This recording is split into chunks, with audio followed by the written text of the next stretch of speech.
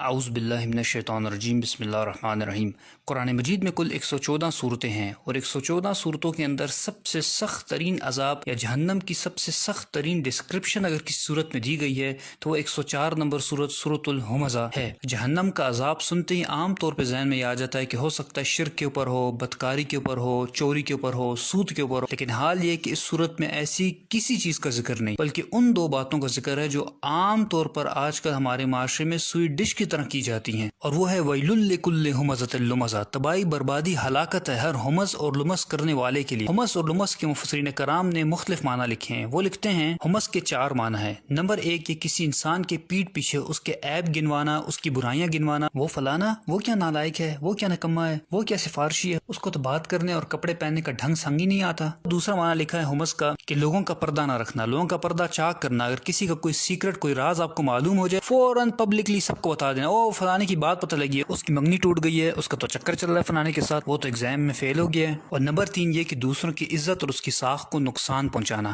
اگر کسی محفل میں کسی کی تعریف ہو رہی ہو تو فوراً سے اس شخص کی کوئی ایسی برائی بیان کر دینا جس سے اس کا امپریشن اس محفل کے اندر خراب ہو جائے۔ یعنی اگر لوگوں کے دلوں میں اس انسان کے لیے محبت ہو، عزت ہو، تو صرف حسد کی بنیاد پر کہ لوگ میری تعریف کیوں نہیں کرے، میرے بچوں کی تعریف کیوں نہیں کرے، اس انسان کی مخالفت شروع کر دینا اور جھوٹی سچی لگا کر لوگوں کے دل اس سے برے کر دینا۔ علامہ آلوسی رحمۃ اللہ لکھتے ہیں کہ جس وقت یہ 3 کام ہوں گے تو اس کا رزلٹ وہ چوتھا کام نکلے گا، اور وہ چوتھا کام کیا ہے؟ الکسر، یعنی توڑنا۔ ان تینوں کاموں کا نتیجہ یہ نکلے گا کہ پھر بعض اوقات رشتہ داری ٹوٹ جائے گی۔ جب آپ ایک انسان کی ہر وقت عیب بیان کریں گے، اس کی کسی برائی پہ پردہ نہیں رکھیں گے، لوگوں کے سامنے ہر وقت اس کا امپریشن خراب کریں گے، تو اس کا خود بخود رزلٹ یہ نکلے گا کہ وہ انسان آپ سے اٹھنا بیٹھنا چھوڑ دے گا اور اس کا سارا گناہ آپ کے اوپر آئے گا۔ چنانچہ رسول اللہ صلی اللہ علیہ وسلم نے ایسے لوگوں کے بارے میں ارشاد فرمایا، مسند احمد کے اندر حدیث شریف ہے، شرار و عباد اللہ کی مخلوق میں سب سے بدترین انسان کون ہے؟ المشاؤون بالنمیمہ، جو لوگوں کی پیٹھ پیچھے ان کی برائیاں بیان کرتے ہیں، ان کی چغلیاں کرتے ہیں، والمفرقون بین الاحبہ، اور آپس میں محبت کرنے والوں کے درمیان نفرتیں پیدا کرتے ہیں، ان کے دلوں کو برے کرتے ہیں ایک دوسرے سے برائیاں کر کر کر، والباغون البراء اللعنت، اور بے گناہ اور معصوم لوگوں کو بدنام کرنے کی کوشش کرتے ہیں جن کا کوئی قصور نہیں ہوتا، فضول میں ان کی طرف اس قسم کی نسبتیں کرتے ہیں جو کام انہوں نے نہیں کیے ہوتے۔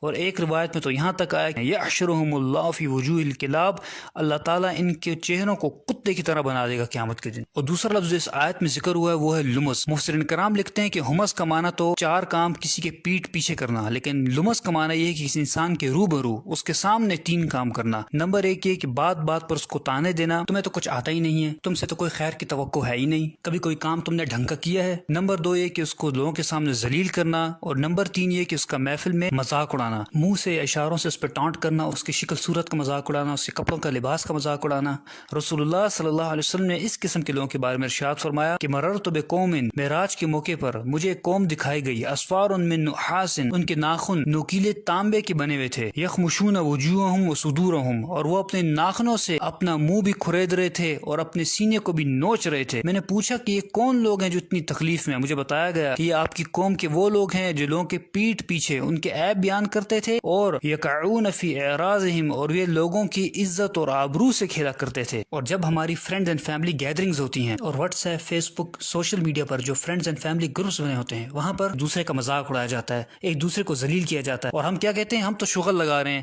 ہم تو کٹ لگا رہے ہیں، لیکن ہمیں اس بات کا بالکل احساس نہیں ہوتا کہ ہم کس طریقے سے ایک انسان کا دل دکھا رہے ہیں، اس کی دل آزاری کر رہے ہیں، اس کا مذاق اڑا رہے ہیں، اس کو ذلیل کر رہے ہیں محفل میں، اور جانتے ہیں کہ اگر آپ ایسا کر رہے ہیں تو آپ کا انجام کیا ہوگا۔ ایسے لوگوں کے بارے میں رسول اللہ صلی اللہ علیہ وسلم نے ارشاد فرمایا کہ ان لوگوں کو جہنم کی ایک وادی میں ڈالا جائے گا جس وادی کا نام ویل ہے، ویل واد فی جہنم، یہ جہنم کی ایک وادی ہے، تعوذ منہ جہنم، اور یہ اتنی خطرناک اور گرم ترین وادی ہے کہ خود جہنم اس سے پناہ مانگتی ہے، کل یوم 70 مرہ، 70 دفعہ جہنم خود پناہ مانگتی ہے اس وادی سے کہ یا اللہ مجھے اس سے پناہ میں رکھ۔ ایسے لوگوں کو اس وادی میں اللہ تعالیٰ ڈالے گا۔ اور امام راضی رحمۃ اللہ لکھتے ہیں کہ یہاں جو ذکر ہوا ہے ویل کا، یہ ویل بیسکلی کیا ہے؟ یہ بدوائیہ کلمات ہیں، اور یہ کس کی طرف سے ہیں؟ جب آپ کسی انسان کی عزت ساخت کو نقصان پہنچاتے ہیں، اس کا مذاق اڑاتے ہیں، تو جو اس کی دل آزاری ہوتی ہے اور وہ جو دل سے بدوا نکلتی ہے، یہاں اس کا ذکر ہے۔ دوسرا معنی وہ لکھتے ہیں کہ یہاں ویل سے مراد ہے کہ اللہ تعالیٰ آپ کو بدوا دے رہے ہیں، آپ یہ کام کر رہے ہیں، ویل لکل ہمزۃ لمزہ، آپ سوچ لیں کہ اللہ تعالیٰ فرما رہا ہے کہ تو تباہ برباد ہو جائے، تو اس قسم کے کام کرتا ہے، تو ایسے انسان کو کیا دنیا میں ملنے والا ہے اور کیا آخرت میں ملنے والا ہے۔ اور اب یہاں اس نفسیات کو بھی سمجھ لیجئے کہ یہ کام کر کرتے کون لوگ ہیں؟ تو اس آیت میں آگے اللہ تعالیٰ نے فرما دیا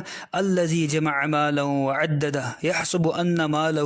اخلدہ، وہ لوگ جو مال جمع کر کر کے رکھتے ہیں اور سمجھتے ہیں کہ ان کا مال باقی رہے گا۔ یعنی کیا معنی ہوا؟ معنی یہ ہوا کہ وہ لوگ جو آپ کے فرینڈز فیملی سرکل کے اندر آپ کے مقابلے میں اسٹیٹس میں زیادہ ہیں، تعلیم میں زیادہ ہیں، مال و دولت میں زیادہ ہیں، ان کا بیک گراؤنڈ زیادہ مضبوط ہے، تو پھر ایسے لوگ خود بخود اپنے آپ کو سپیریئر سمجھتے ہیں۔ جب یہ سپیریئر سمجھتے ہیں تو پھر یہ آپ کو حقیر سمجھتے ہیں اور آپ کو ذلیل کرتے ہیں، آپ کا مذاق اڑاتے ہیں۔ اور معذرت کے ساتھ ان لوگوں سے زیادہ قصور ان لوگوں کا ہے جو لوگ ان کے اندر گھسے بیٹھے رہتے ہیں ہر وقت، جو ان کو ہر چیز میں اپنا بڑا بناتے ہیں۔ جب یہ لوگ ان کو بڑا بناتے ہیں تو ان کو موقع ملتا ہے کہ اس قسم کے کام کرتے ہیں۔ اور امام رازی رحمۃ اللہ علیہ ان پالشی اور چاپلوس قسم کے لوگوں کے بارے میں لکھتے ہیں کہ جس وقت ان امیر لوگوں سے یہ اٹھ کر جاتے ہیں تو یہ امیر لوگ ان کے پیچھے بھی ہنستے ہیں، اور یہی ان کی سزا کے لیے کافی ہے۔ اور یاد رکھیں کہ یہ دنیا میں سزا ہے، لیکن آخرت میں ان کو بھی اتنی ہی سزا ملے گی جتنا کہ مذاق اڑانے والے امیر لوگوں کو سزا ملے گی۔ اور آخر میں اللہ تعالیٰ سے دعا ہے کہ اللہ تعالیٰ ہمیں زبان کے شر سے بچائے، اور اب تک جو بھی زیادتی ہم سے ہوئی اللہ تعالیٰ اس میں معاف فرمائے اور ہمیں سچی توبہ کرنے کی توفیق عطا فرمائے۔ سب سے 2 درخواستیں ہیں، ایک 2 نفل پڑھیں اور اللہ تعالیٰ سے معافی مانگیں، دوسرا ان حدیث کو زیادہ سے زیادہ آگے پہنچائیں تاکہ آپ کا بھی صدقہ جاریہ بنے، ہمارا بھی۔ جزاک اللہ خیر۔